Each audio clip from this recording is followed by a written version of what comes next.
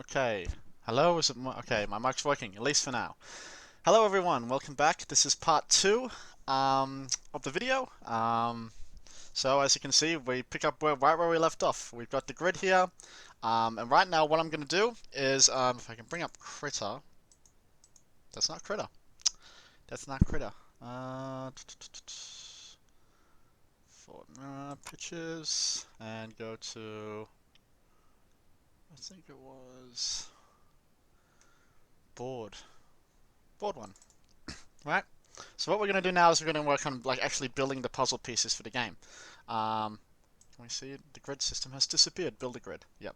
So so what I'm going to do is I'm going to set up the program so there's going to be a little circle that snaps to each point of this grid, and with that snapping, I'll slowly build like these puzzle pieces that you can see here. So we'll build them up, we construct them, and then we export all the coordinates out of the program. And I'm going to probably go over a little bit of some of the other features of the program when I'm done making it, because I'm kind of, I'm just kind of doing it as I'm going along here, but I guess there's going to be probably a bit of planning as well. So anyway, without further ado, let's begin.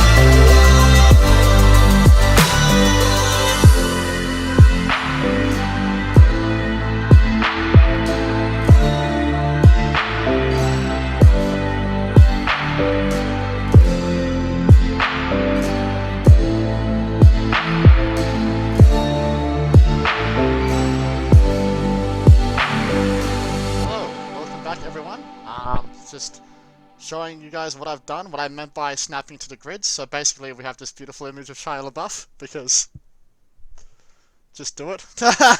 And you can see, so this is what I've worked on. We've got this little red point here showing which coordinate the cursor is snapping to. So basically what happens is when I click at the point here, you can drag down and create like a line for a puzzle piece, and click again again, again, and you can end up building like a puzzle piece with those points. So you'll see me construct the drawing of the puzzle pieces in the next part. But before we go, I also developed a show grid, and so you can turn off the grid, turn on the grid, and if we don't want to see the point, we can just click here and we don't see the point, and we can show the grid and not the point. Yep, that's what I've been working on. So time for the next transition.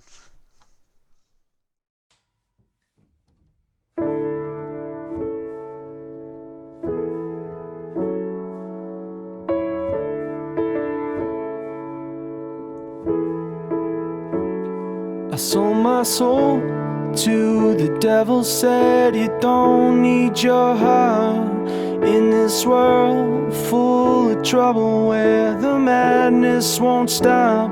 And yeah, they take advantage, they run for the hills because their life is heartbreak. They swallow the pills of being lonely.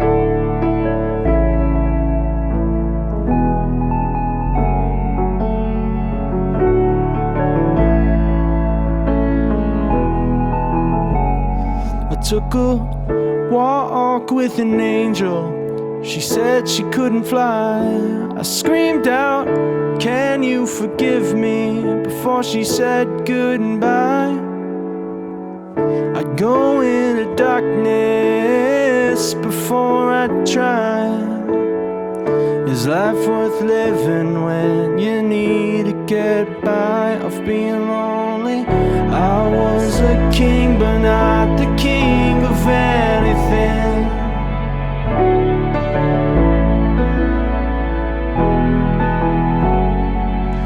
And call me Mr. Righteous, even if I always sin.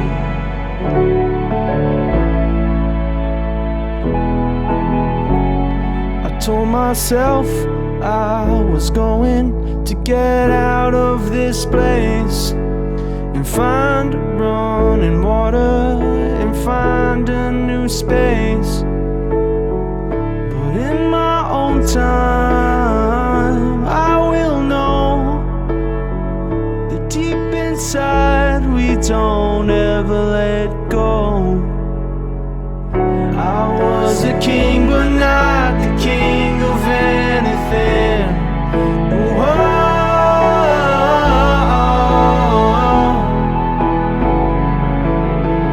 Call me Mr. Righteous, even if I always sin. Whoa.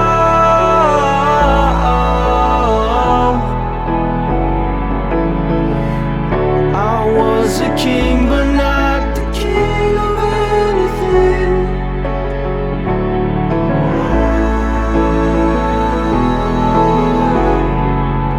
And call me Mr. Righteous, even if I always sin. Whoa.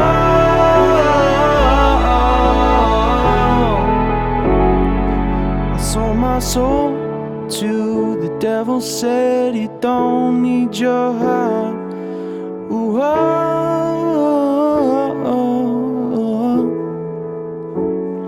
I sold my soul to the devil, said you don't need your heart.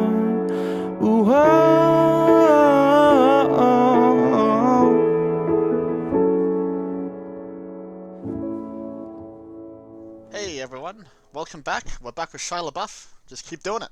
That's right, just keep doing it. Anyway, so I've just gotten up to building the puzzle pieces. As you can see here, I click, I can draw a line, click again, make another point, click again, another point, so on and so forth. And as I'm drawing it, you can see that it's red, but when I finish it, when I click at the starting point, again, it completes the shape, and it turns it green indicating that it's done. So what this does is when I export this image, all the coordinates for the puzzle pieces, it'll take each coordinate here, and it'll construct like a rectangle for it. So it'll say, okay, here's the starting position, and we have a width and we have a height. And it'll make a rectangle for that, and export all the coordinates. And we have to export all the coordinates on the image as rectangles. So we would map this image here, this part of Shia LaBeouf's shirt, and that part of Shia LaBeouf's shirt would essentially be a puzzle piece within the game. And you can click it out of the image and you can move it around separately. So you could click this part here, the shape, and move it around and move it away from his shirt. So I built this system, of course, to align puzzle pieces to make an image. So I can make another puzzle piece like this. And that would be like a separate, and that puzzle piece would take this texture. Everything you see was in the puzzle piece, so this part of the T here, and this little L shape here, it's a little L shape. It would take that L shape, that texture, and it would separate it from the image, so you could click it and move it around and align it to essentially create an image within the game. And that's how you solve puzzles within the game. And the next step that you see later on in this video, after this little me explaining everything, is I'm going to develop an algorithm that allows me to that draws rectangles within the shape here. So for this shape it'll draw two rectangles. It'll draw one coming down here, one there, and it'll draw another one offset to the side here, because the height for this one is different to the height of this one, so it has to create two separate rectangles. And I have to create rectangles within each puzzle piece, because that's how textures are mapped onto objects within the game. They're mapped with rectangles. They're not mapped in L shapes like this. They're only mapped in rectangles. So I'd make a rectangle here within the game. So essentially, this puzzle piece would be split into two images. There'll be this rectangle part here, and then there'll be this rectangle part here, and then I combine them within the game, and then I make the whole puzzle piece clickable and interactable, and you can click it and move it around and all that kind of stuff. So yeah, the next part is the algorithm that kind of makes all the rectangles within the shape, so we can map the textures onto them. Sounds complicated. When I explain things, some people just don't understand. If you don't understand, just say cool, cool, cool, cool.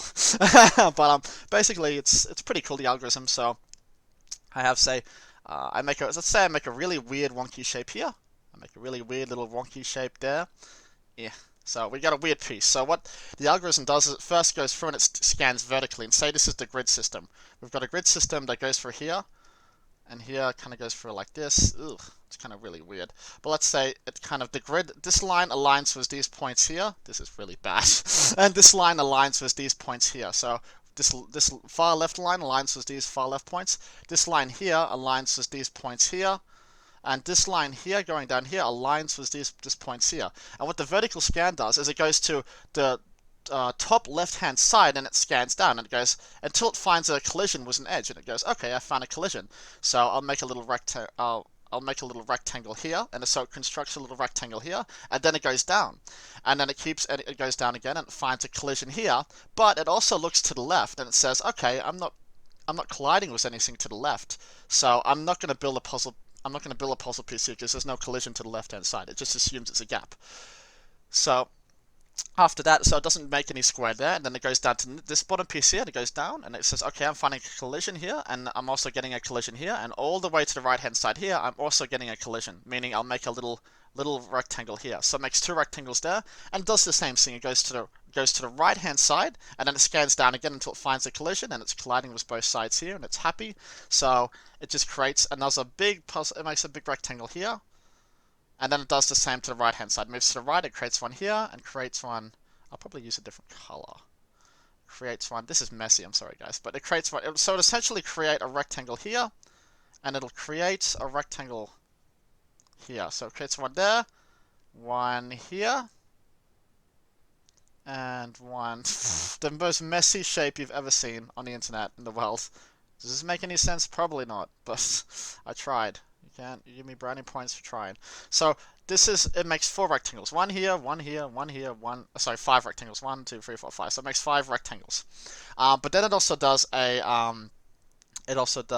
horizontal scan as well. So let's draw another piece here. Right, we'll draw another piece. The same kind of piece, right? Does a horizontal scan. So it goes through, let's see. So it starts at the top left. I'll use blue color, use a light blue. So it starts at the top left hand side again. And it goes through, but this time, instead of going vertically, it goes horizontally. So it goes across to the right, and it says, okay, I'm finding a collision here. So cool, we'll make a rectangle here. It makes a big rectangle here, and then it goes down. So instead of going across to the right with vertical, it goes down. So it goes down, and then to the right. So this vertical it goes down, and then to the right. but this one here goes right and then it goes down. So it's kind of the opposite. So I go across here and we say, okay, cool, we'll create another rectangle here, and we'll go down to here, collide with this part here. This is a lot neater than the other one, and then we create another rectangle here. And as you can see, there's only 3 squares here. 1, 2, 3. There's only 3 rectangles. So the algorithm goes through and it compares it. It says, okay, there's 5 rectangles here, and there's 3 rectangles here. There's a lot less rectangles here in the second one, which means there's less computation of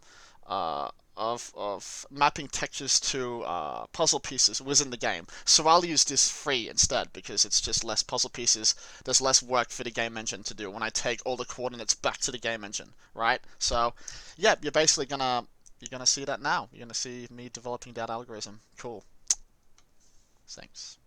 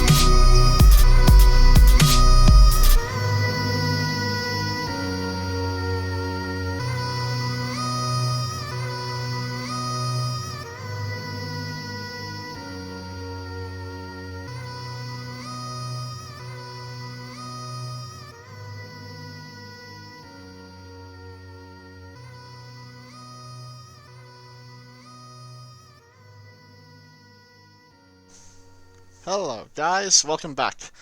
Just to wrap things up here, I'm going to show you basically the end result of the puzzle program over the past like 1-2 months that I've been working on. Well, not really 2 months, just over 1 month. Anyway, here's the end result of the puzzle program. So we have so you can browse for an image first. Let's see here.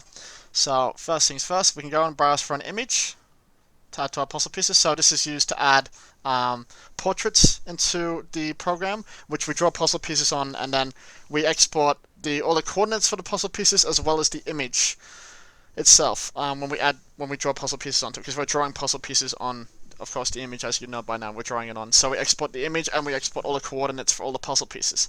So we select an image, and I got this test one, which is Cool Kid. It's not going to be in the game, but it's going to be in this. So enjoy the Cool Kid. So we open up Cool Kid. So let's see. So to start things off, I'm just going to show you guys how it's kind of done. So we build the grid, of course, as you would know, and I'm just going to build 2 puzzle pieces just to show you guys an example. So I'll build one about that length. So we'll build one that starts off about 50 pixels to the X and Y, and 200 pixels across and down, so 200 width height. So we'll add one there, and we make another one. I'll make a weird kind of wonky one here to show you guys. And then we go build puzzles, and it builds all the puzzles, and you see, if I turn off the grid, you can see it makes these nice borders around, so it adds this kind of white outline and black outline around it to create kind of like a lighting kind of bevel kind of effect, a little bit of that going on to make it just look a little bit pretty for the game to move puzzle pieces around. So it makes the edges of each puzzle piece. And after we've made the edges, we can export the image. Now, before we export the image, what this program is meant to do, it's supposed to grab the image that we have in here, so this image that we have here, and it's supposed to stick it onto another image, like append it to another image. And this is the offset position, the offset X and offset Y position of where this image is placed onto another image when you export it out onto another image. So if I go export image,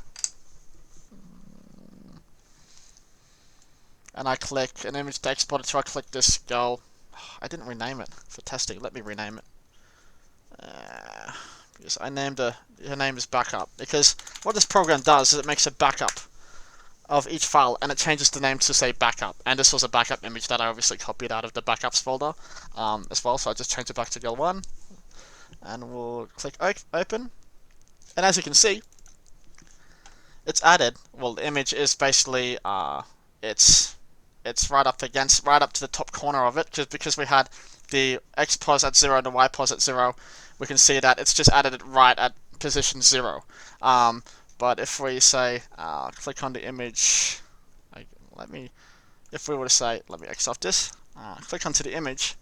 If we were to say 500 500, this image here, this image of the Cool Kid is 500 by 500. So if we go down, if we go across 500 and down 500, it should append it just to the bottom right hand side as well. So if we go, let's see, browse, export image, we go down to girl, open it up again, and we see, yeah, see, we've also, so the first one we've added at position 0 0, and the next one we added at position 0 0 as well. And this is made because these smaller images that we export out of this program, it needs to be added. The whole point is to add them to larger images, because a lot of the textures that we did was a very large sprite sheets, like 4096 by 4096. They're very large textures. So this program is designed to just add a small kind of portrait, a puzzle portrait, wherever we want within a larger image. So within the game we could say, okay, at this, just render out the puzzle pieces at this position here, and for the positionings the game knows where to find all the positions of the coordinates here, because all of the coordinates for the rectangles, so that is their positions and their widths and heights and everything about them, is all exported into a TXT file for the game. So if I open up the game, I'm just going to go into here, guild called Lorry. I think I have it open in another one. Yeah, I already had it open in this one. You can see it was the coordinates. See, it's added all the coordinates. So these two that you see here, these two are old ones that I've added in. There were other test ones, but you see it's also added in. These are the 2 ones that we've just added. So let me move this across. So this one here, this is board number 1. So it goes to, okay, so this is board, basically means the texture or whatever. It goes to board number 2. And it goes to, and you can see there's puzzle 0. It starts off at 0, 1, 2, 3. So go to puzzle 0, and we say, okay, its starting position is 50 by 50. Let's see. Yeah, so 50 by 50, because as you can see, this is 50 pixels across here and 50 pixels down. So it starts off at 50 by 50, and we can see there's, and as we see, its width is of course 200, goes across 200, goes down 200, and then we go to the next puzzle piece here, and we have like these little symbols which tells the script we're going to another puzzle piece now. So the script in the game knows, okay, I see this symbol, this hashtag symbol, that means I know it's a puzzle piece. So it goes down again to the coordinates here and it reads all the coordinates. I'm setting that up currently. So we can see the X position here is, X is 150. So it goes all the way down. So it goes across 150 here, as you can see. So this is 150 across, and its Y position is down 300. So it goes all the way down and starts off here. And it creates a width of 100 and a height of 200. So basically creates a big rectangle here, and then we go down to the next one, to X250, which is here, and Y 400, which is, it goes down to here, and has a width of 100 and a height of 100. And so it creates a rectangle here for this puzzle piece, and another rectangle here, and that's one piece. You can see for this puzzle piece here, there's two rectangles, but one piece. So this is what I was talking about before, but you can see it now in the coordinates. And it also does the second one, and it has, you can see that it's basically the same as these coordinates, but the position's offset by about 500. So you can see it's added 500 to all of these because I've offset it to 500. So yeah, that's basically the end results of the program. So we export all the coordinates as a TXT, and we can and we replace images with these ones here. We can just add these puzzle pieces to other images very conveniently. So cool. That's pretty much it. I hope you guys enjoyed, and now there's going to be some blooper reels, I guess you could say, which is me getting angry while coding and singing a rectangle song, a song about rectangles, because I got bored, I guess. I don't know. Anyway, enjoy.